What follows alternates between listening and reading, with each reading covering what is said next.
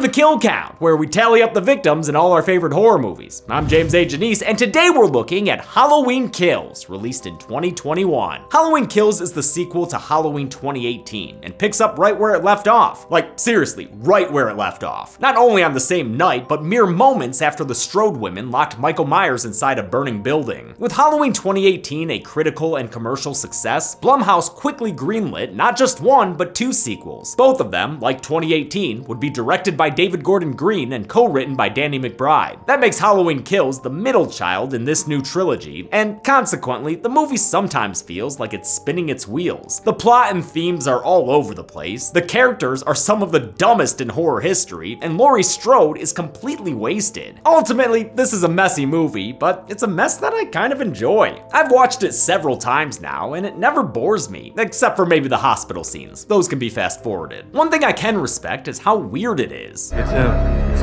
It's Michael Myers. I commend it for taking stylistic swings. I also like how it expands on the town of Haddonfield, bringing back characters and actors from both the 2018 and 1978 films. While Halloween 2018 looked at generational trauma, Halloween Kills is about the effect Michael Myers has on a whole community. Let's get that bird's eye view of Haddonfield itself. What does Haddonfield look like 40 years after the 1978 murders? It's nice to acknowledge that other people were affected by Michael's killing spree in '78. I just wish it wasn't handled so clumsily. Hard to take the town seriously when they chant a slogan like they're at a pro wrestling show. Evil dies tonight! Evil dies tonight! All right, evil dies tonight! Evil dies tonight! Still, it's a fresh take on the Halloween formula, and even if they're making dumb decisions, I like the supporting characters. I laughed a bunch at the comedic acting and line deliveries, and the individual killy vignettes are often well done and super gory. And I mean it on that last point. This is one violent, dark slasher. In fact, looks like I've gotten bloody just talking about this thing. Lucky for me, I have today's sponsor, Dr. Squatch, to help me out. See, that's better. Dr. Squatch makes soap bars, deodorants, and hair care to clean you up from even the most brutal of killer encounters, assuming you survive. And if you don't, I mean, hey, at least you'll go out smelling good. Dead meat dies tonight! Dead meat dies tonight! Wait, what is that smell? It's Dr. Squatch. Wow, I gotta give you some of that. James, do you have any suggestions of scents that I should... Nah, you're dead. Ooh, coconut castaway. Purchase. Oh, you can see my pants. You may remember from ancient times, aka before my kill count break, that I really loved these soaps. Well, I still do, mofos! They offer tons of fantastic scents, and their exfoliating bars are luxurious on my skin. Plus, they do it all with products that are at least 98% natural in origin, which is great, because I too am 98% natural. Beep, beep. Go to the link below to try Dr. Squatch for yourself, and if you're a new customer, you can use code DSQDeadMeat to get 20% off orders over $20. This movie has kills in the title, so there better be a lot of them. Let's see. The movie begins with a quick checkup on Cameron, Allison's unfaithful Dunaway who got ditched at the dance last movie. He comes across the injured but still living Frank Hawkins, meaning I messed up when I put him on the kill count in Halloween 2018. Well, excuse me! Normally, when someone's stabbed in the neck and run over, it's pretty safe to count him as dead. John Carpenter's classic Halloween theme takes us back to 1978, where Hawkins, then a rookie cop, was getting juked by a fresh-faced Michael Myers. Remember, Halloween 2018 was a direct sequel to the original, meaning the Laurie Michael sibling stuff and everything else in Halloween 2 isn't canon anymore. This flashback fills us in on this timeline's version of events, which were described by Dr. Sartain last movie. Did you know our friend Hawkins here was the first responding deputy when Michael was apprehended in 1978? You stopped Loomis from killing Michael that night. Hawkins is joined by his partner McCabe, played by filmmaker Jim Cummings, who wrote, directed, and starred in the solid horror comedy Wolf of Snow Hollow. The two officers make their way to the Myers house, where inside they find the dog carcass that Michael had been nomming on, unless Loomis meant that figuratively. He got hungry. I still think Mikey My eats dogs. Upstairs, McCabe takes a breather to stare out Judith Myers' window, something he said Michael used to do as a kid to look out over the town. Haddonfield, where nothing exciting ever happened. Mikening McQueen flies at McCabe and slams him repeatedly against the wall. This trilogy's Michael is mostly played by the 65-year-old James Jude Courtney, who again is a real nice guy. Nice job, dude. Thanks, man. But for the 1978 sequences, stunt coordinator Aaron Armstrong stepped in to give the role a more youthful mobility. Hawkins hears his partner struggling and tries to assist, but he's no William Tell, so his first shot hits McCabe in the neck. Upset at getting his kill stolen, Michael storms off, leaving Hawkins to comfort McCabe as he succumbs to his injuries. Oof, good luck living with that, dude. Now, even though this is Halloween Kills, it's also Halloween Resurrection, because look at who's back from the dead, motherfuckers! Officer Hawkins, tell me, what happened in here? Did Michael kill again? I initially thought this was a product of deepfake technology, but no, this Loomis is entirely practical. The filmmakers noticed that their construction coordinator, Tom Jones Jr., strongly resembled the late Donald Pleasance. The second we walked on set, we said this guy looks like Loomis. His appearance was then augmented by returning special effects makeup maestro Christopher Nelson. My biggest fear was that once the makeup was on, he would look less like Donald Pleasance than when he did beforehand. The end result is uncanny, especially with comedian Colin Mahan returning to dub in the character's voice, like he did in 2018's opening credits. Stop! Michael, stay back! It was a necessary James Earl Jonesing to Tom Jones Jr.'s David Prowse. Michael, stop! Louder. Michael, stop! As loud as you got. Michael, stop! Outside, the camera pulls away from a surrounded Michael in a callback to the opening of the original. It's a retro shot that perfectly pairs with our retro title card. A phenomenal update to the Halloween theme plays, featuring synthesized choral tones.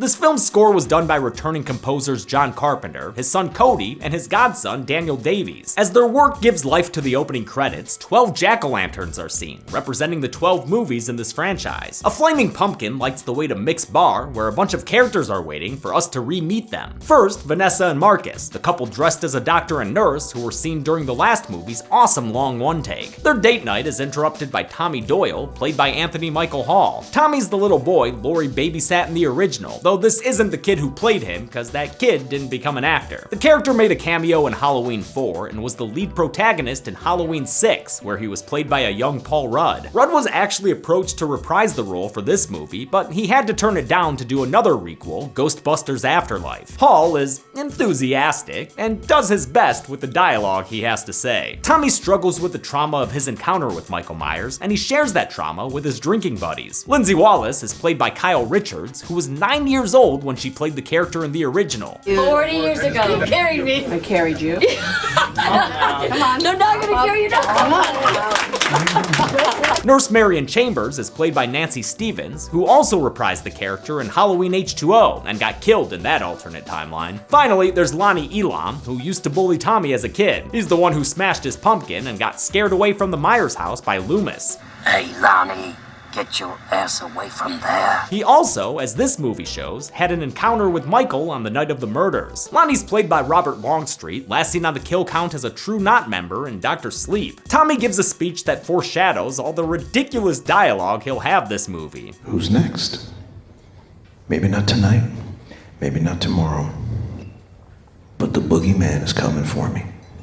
And he's coming for you. He leads a toast to another survivor, his babysitter Lori, who's currently bleeding out in the back of a truck. The Strode women are right where we left them, only pissed off because they see firefighters heading towards the burning Myers tomb. No! I'll let it burn! She wanna let it burn, wanna let it burn. As the firefighters clear the burning house, some of the floor collapses, sending one poor soul named Benton tumbling into the basement. It's a scary situation, and it only gets worse, because there's a boogeyman in the closet, or gun locker. That's how Michael survived, by hiding in Laurie's shrine to the Second Amendment. Michael promptly kills Benton with this pickaxe-looking thing that's apparently called the Halligan bar, the more you know. Another firefighter reaches out to help his friend, only to be offered a firm handshake into death. Outside, the remaining crew is treated to the incredible visual of Michael Myers literally rising from the ashes. They rightfully assess that Mikey's not exactly on the up and up, so they ready their equipment and prepare to be Meyer fighters. This guy up front tries to treat Michael like a civil rights activist, but he's quickly dispatched by a 3D head stab. Whoa! Michael then stabs 3 more firefighters, lifting one guy up in a seriously awesome wire stunt before killing a 4th with his own circular saw. The extra 4 I'm adding to the count right now come from a group shot we see when Michael exits the building. There are 9 firefighters there, and I don't think any survive. You can also see their bodies later when the cops arrive on the scene. There's also a line from Tommy later that mentions 11 first responders dead at Laurie's compound, so I guess that figure doesn't include officers Richards and Francis, who were also found by Haddonfield PD. Of course, I already counted those 2 kills when I covered Halloween 2018. This slaughter scene featured real firefighters in the roles and was all over the movie's trailers, since it kicks a lot of ass. Rarely does Michael Myers kill people in a group like this, so stunt coordinator Aaron Armstrong had his work cut out for him, especially since this all took place in front of an actual burning building, which did not give them a lot of time to shoot. The house within like an hour, hour 10 was down to the ground. The amazing work here is why Halloween Kills was nominated for Best Stunts or Choreography at the first ever Dead Meat Horror Awards. Please check out that show if you haven't already. I really think it's the best thing we've ever done on this channel. Laurie, true to Halloween sequel form, is being taken to Haddonfield Memorial Hospital. Her arrival piques the attention of former sheriff turned security guard Lee Brackett, played by an 82-year-old Charles Cyphers, reprising his role from the original. A couple of my friends were going, I can't believe it. And I said, I can't either, but here I am, you know. A flashback of ex-Sheriff Brackett uses footage from the now non-canonical Halloween 2. Yo, if we're using Halloween 2 footage, could we get a little bit of that Ben Tramer?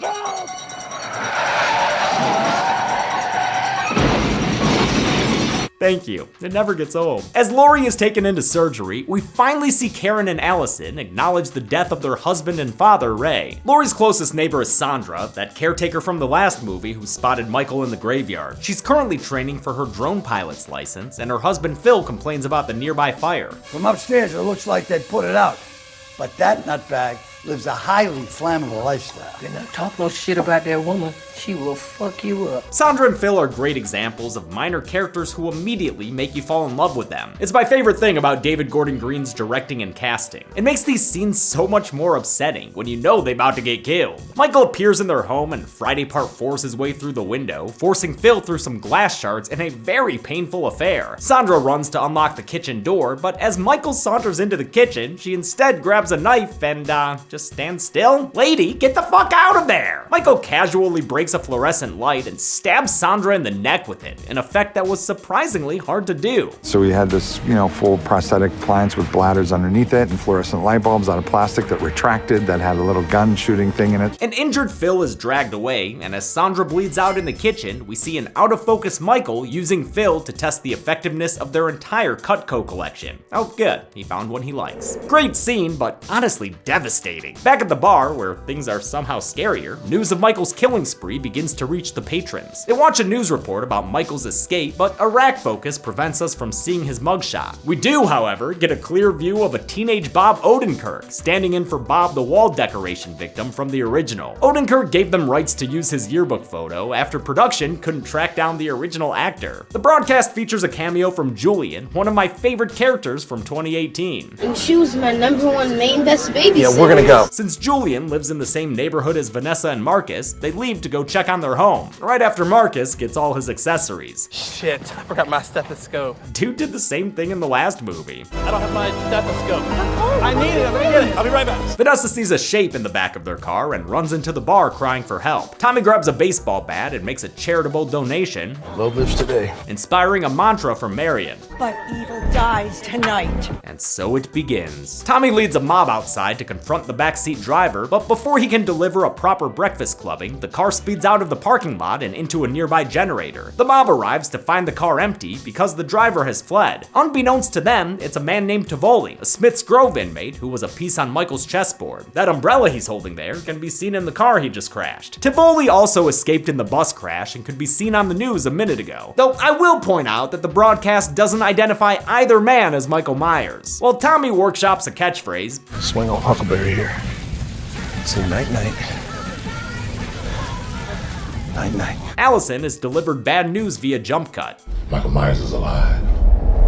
What? Karen tells her daughter to stay with her grandmother, but instead, Allison leaves her freeze-frame knife from the end of the last movie in Laurie's laundry. She sneaks off with a newly arrived Cameron, with whom she quickly makes amends. I like the Cameron redemption arc. He's here with his dad Lonnie, Tommy's ex-bully buddy from the bar scene. Their family ties were actually mentioned in the last movie by Ray. We're excited to meet Cameron. That whole family, though. I had a reputation. Ray. Remember the one time Lonnie punched that cop in the face? Ray. This movie also addresses Lonnie and Ray's friendship and gives a different perspective about their transactional drug history. You knew my dad? Yeah, I knew Ray. He used to sell me peyote. I know Lonnie. I went to high school with him. He used to sell me peyote. Lonnie and Tommy are gearing up in the parking lot when they're joined by the rest of the 1978 crew, as well as Marcus and Vanessa, who, turns out, are dressed ironically. I'm a doctor, my husband's a nurse. And both of you are fine. As Tommy rallies the troops and workshops more catchphrases, Keep your eyes open. Eyes open. Lindsay and the three nurses patrol the neighborhood in her car. She gets out to approach some Season of the Witch trick-or-treaters. Not sure if they're supposed to be the same kids we saw in the last movie, but I love their performances in this one. They are perfect little shitbirds. And like, there's a creepy man in a white mask, and he keeps like trying to play hide and seek with us, and he's Michael Myers reappears to teach them some respect and to add a kill to the count. Their friend Dennis, whom he killed off screen. Yeah, get that silver sham fuck out of this continuity. With the youngsters running off to bed, Michael decides to go old school, climbing on top of the car and attacking Nurse Marion Chambers in a direct callback to their first encounter in the original. Her poor gun safety is almost as dangerous as Michael himself, so Vanessa dips out of that situation, taking the other handgun with her. Michael drops down from the roof, and Marion's erratic shooting ruins her big moment. Hey, Michael! This is for Dr. Loomis. With the ammo spent, Michael makes like it's H2O and kills Nurse Marion Chambers, stabbing her to death in the passenger seat. Marcus tries to strangle the shape with his stethoscope, but he gets a gnarly knife stab in the eye. To accomplish this effect, the filmmakers used a classic gag. The actors simply played the stab out backwards and the footage was played in reverse. An appliance with a half blade attached was used, with the rest of the blade added digitally. Vanessa starts firing her gun at Michael, which like, where were you two kill graphics ago? But when she gets a little too close, this happens. Oh yeah, Michael, that's a signature head tilter for show. I know some people laughed at this kill, but I actually felt really bad for Vanessa. Actress Carmela McNeil didn't seem to mind though. Everyone's apologizing every die. Like, I'm so sorry you guys died. Like, man, I'd rather die by Michael Myers than anybody else. Lindsay comes in with a bag of bricks instead of candy, but quickly finds herself outmatched. She runs away and Michael marches slowly and steadily after her. Thankfully, he has the same weaknesses as a Black Rider, and Lindsay is able to avoid him by hiding and waiting for Strider. At the hospital, Officer Hawkins is wheeled into Laurie's room, giving us a combo that elucidates their romantic history, which was hinted towards in the last movie. They mentioned that they once kissed, but nothing more, since Laurie had eyes for someone else. Ben Tramer. And even though Ben Tramer is best known as a burning corpse in Halloween 2, this line is still a reference to the original film, where he was mentioned as a guy Laurie was into. I'd rather go with Ben Tramer. Ben Tramer? I knew it! Allison is with Cameron and Lonnie when they run into Tommy, who's discovered Lindsay's blood-stained car. The adults find the bodies of their nurse friends, allowing Robert Longstreet to show off his acting chops. He did this. Oh, God, Marion. Tommy, what the fuck? That's the kind of work that makes him a Mike Flanagan regular. Allison discovers an injured but still breathing Lindsay, so Tommy takes her to the hospital, where she's wheeled away to storage until they can take her out again for the next film. With the police department overwhelmed by the scope of Michael's killing spree, Tommy encourages the crowd to take matters into their own hands. This ends when Michael is dead! Michael Myers will be executed tonight, and it will not go without witness! Okay, Tomster, you've got a good platform, but you're really gonna need an effective catchphrase. Evil dies tonight! Oh, okay. Bracket, wanna co-sign that slogan? Evil dies tonight! I think we have a winner. Emboldened by the support, Tommy breaks into Laurie's hospital room, which is how she finally learns that Michael Myers is still alive. Though Karen begs her to stay put, Laurie shoves her aside and uses some pain meds to juice up her butt. It's at this unfortunate moment Tivoli enters the hospital looking for medical treatment. The crowd quickly recognizes him from the bus crash news report, and pretty soon, the boy who cried Michael is leading another charge against the man. Evil dies tonight! No, you guys, that dude's not evil. Ugh, too late. Haddonfield might as well be Springfield at this point. How fucking dumb are they to mistake this waddling man for Michael Myers? Cause yeah, makes a lot of sense that Mike would come to the hospital unmasked asking for help. Did something happen to Haddonfield's water supply? If only the mob was searching at the renovated Myers house, where new co-owner Big John is token up like this were Annie Brackett's car. I love the way this scene is cut. It's a delightful introduction to his character. Stop. Look and listen, it's Halloween. His dancing temporarily distracts him from his swashbuckling husband Little John downstairs. Hey, Big John. What? Hey, Big John. What? Christ. Little John. Okay! Big John is played by Scott MacArthur, who we last saw in The Babysitter, Killer Queen. Little John is played by Michael McDonald, last seen on the kill count letting off some steam in Leprechaun 2. They've been dealing with little shits in this movie too. Earlier in the night, those playground punks stole their candy. The Johns hear some knocking and assume it's more of the same trickery, but the discovery of a bloody handprint leads them to arm themselves with ironically sized knives. I got this knife. I got this knife. I really love Big John and Little John. I find them hilarious and delightful. But I'm also not a gay man, and I've heard from some gay viewers that the characters are offensive stereotypes. I think they're a cute, quirky, loving couple whose gayness is incidental, not the entirety of who they are. But they are played by two actors who I believe are straight, like me, so, you know, not my place to say those criticisms are wrong. What I can say is that they've been drinking from the Haddonfield dummy water supply, because they split up to search their house separately. Big John goes to Judith Myers' old room and checks for the boogeyman beneath the bed. But the boogeyman is standing right behind you, motherfucker! Michael the Mountain spins Big John around and freaking gouges his eyeballs out with his thumbs. It's a horrifically gory kill, accomplished beautifully with this practical head. Looks like Scott MacArthur was happy to swap out with the dummy. That's fucking terrifying. I'm not gonna look at that. When Little John comes upstairs, he pays the killer reverence. Michael.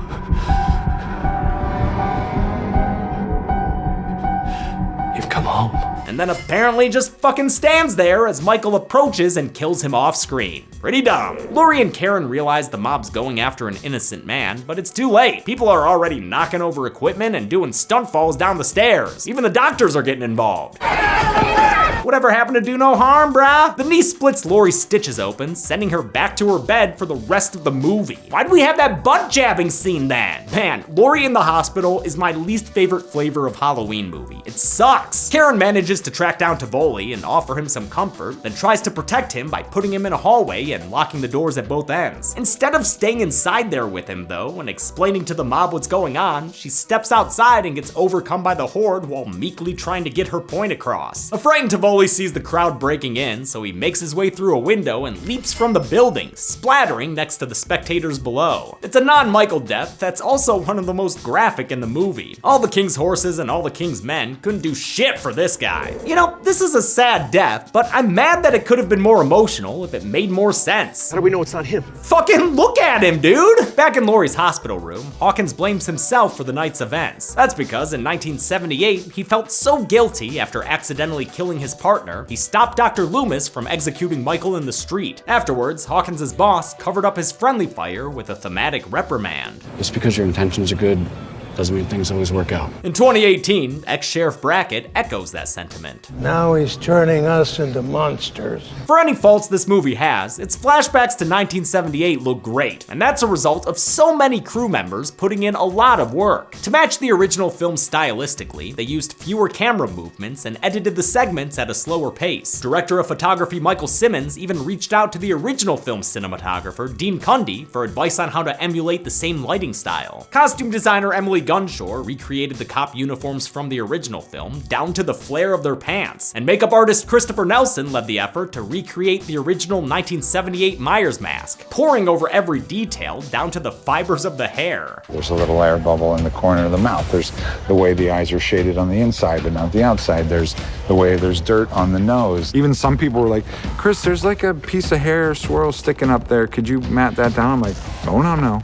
That has to be there. If it's not there, it's not the 78 shape. Karen is pissed at Tommy for riling up a mob that killed an innocent man, but then she kind of talks herself out of it. Fuck it. None of us are innocent. Wait, but that guy was? What the fuck? Tommy apologizes and agrees to give Karen his car, so looks like the angry mob is back on the menu, baby! And Lonnie's figured out where they should take their torches and pitchforks next. If you track those locations, it's a straight line. Basically an arrow pointing straight to Lampkin Lane, Michael's childhood felt at home. Allison's rip-roaring to hunt Michael down, but when they get to the house, Lonnie begins having some misgivings about his parenting. You fucking dummy, you brought your kid to the belly of the beast. Still, he stops one rational thought short of waiting for backup. Telling the teens to stay behind, he ventures inside the Myers house by himself. The Myers house was recreated on a soundstage in Wilmington, North Carolina, where they shot this movie back in 2019. For a while, we were gonna rebuild his house in a neighborhood, but then I was just thinking, we're gonna be shooting all night, every night in someone's neighborhood. Very aggressive, violent, screaming scenes. I don't think that's gonna go over well. The large set contained real grass and real trees, and like always, real attention to detail. A sculptor was even brought in to recreate a unique tree the filmmakers noticed in the original film. A gunshot sends the kids running in after Lonnie, and the two find the body of Little John, who's been stabbed with both Big and Little knife. Big John's here too, and Michael's laid out their bodies in a way that recreates a picture they had together. That's nice. While Allison arms herself with more crime scene evidence, Cameron wanders off and finds his dad's body hanging out in the attic. How'd Michael get him up there so fast? Cameron could ask Michael himself, but before he gets an answer, he gets a stab to the gut. Oh shit! Allison shows up and gets a few good licks in before Michael tosses her down the stairs, breaking her leg. In a painful looking ordeal, Michael forces an injured Cameron through the banister before jerking his head all over the place. He doesn't stop until he's a drooly mess, then finishes him off with a final neck snap. Brutal! Michael descends the stairs to confront Allison. Despite her best efforts, he quickly has her dead to rights, leading to some defiant final words. Do it! Do it! Do it! Thankfully, Mama Bear Karen is here, and she's got other plans. Unfortunately, those plans don't involve double tapping him with that pitchfork. Instead, she grabs his mask and tries to lure him away from the house. How about it, Mike? Easy victim or your widow security mask? Well, killing's not the same when you don't look like bleached Bill Shatner, so off he goes towards Karen. Michael chases her onto a seemingly deserted street that ends up being a Halloween block party, with everyone invited, including this very intense extra. Oh, and Casey Jones over there. And a lady with an iron? What the fuck? Even Brackett's here. It's Halloween. Everyone's entitled to one good scare. Nice that Cyphers got to repeat his iconic line from 40 plus years ago. You know, it's Halloween. I guess everyone's entitled to one good scare, huh? The mob finally does something useful and beats Michael to the ground, with Karen delivering a final stab to the neck. Of course, ain't no kill graphic on screen, and Laurie's got a monologue to explain why. I always thought Michael Myers was flesh and blood, just like you and me. But a mortal man could not have survived what he's lived through. The more he kills, the more he transcends into something else impossible to defeat. Before Brackett can put Michael Myers down for good, he leaps into action, slashing the former sheriff's throat. In a montage that kinda looks like a Nike commercial, Michael hacks his way through the rest of the mob. No one's walking away from this intact, but I count about 5 people that I can confidently say won't be walking away at all. This guy in a great costume, and 4 other townspeople who are stabbed and slashed in the neck and back. With his teammates down, Tommy steps up to the plate, only to take an immediate stab to the chest. As Karen is lured upstairs by the ghost of little boy Michael, big boy Michael finishes Tommy off with a gushy off-screen beating. The movie ends with Karen staring out the window, unaware of the... Oh shit, oh no! Michael stabs Karen to death in the same bedroom in which he performed his first kill. Her daughter and the cops just downstairs. It's a kill so unexpected, the whole movie goes a little psycho. I guess Michael crept in through the back door, just like he did earlier before he killed the Johns. The movie actually ends with Laurie staring out the window, ready for her next showdown with the boogeyman. Evil didn't die tonight, but a lot of the people trying to kill it did. Just how many? Well, let's stop, look, listen, and get to the numbers. I counted 31 kills in Halloween Kills, the highest body count from any movie in the franchise. In fact, let's see how it stacks up against the others. As you can see, the original wasn't all that bloody, while Season of the Witch came close to this one, and them zombie movies did some work too. The victims in this film were 17 males, 5 females, and 9 unknown firefighters, giving us this Michael Myers chart. And with a runtime of 105 minutes, that left us with a kill on average every 3.39 minutes. I'll give the golden chainsaw for coolest kill to Big John. It's a nasty kill. The eyeballs popping out of his sockets is some seriously gnarly stuff. But Doll Machete for lamest kill will go to his partner Little John. Real fucking dumb how he just stands there and lets Michael Myers kill him. And off screen, come on, have a little dignity, Stewart! And that's it. Halloween Kills came out in 2021 and is the second movie in this new trilogy. The third film, Halloween Ends, will be released later this year, and I'll cover it after it comes out on Blu-ray. Until then, I'm James A. Janice. This has been The Kill Count. On the next Kill Count. Hello, all you meaties out there in Radioland. Have we got a treat for you this Canada Day? Oh, yeah, I have the story you want to tell. Straight from the frigid up north, it's Pontypool, a zombie movie with hardly any zombies in it. What? Pontypool takes place in a radio station and plays out like a radio show. Keep it hot and grand. Girl, you got it. Hit me. It's a whole lot of telling and not all that much showing, but you know what? Somehow it works. Simple as that. Between the excellent performances and claustrophobic setting, Pontypool will let your imagination do all the work. This will grow vicious. You'll hear a world falling into chaos as people lose their ability to speak, and by God, you'll be scared of it. I'm scared! See, or rather hear, for yourself by watching Pontypool this week. That's a great idea. You should be running the world. And on Friday, tune your stations to Dead Meat so you can watch a Canada Day Kill Count. You listening to this? Really trying not to.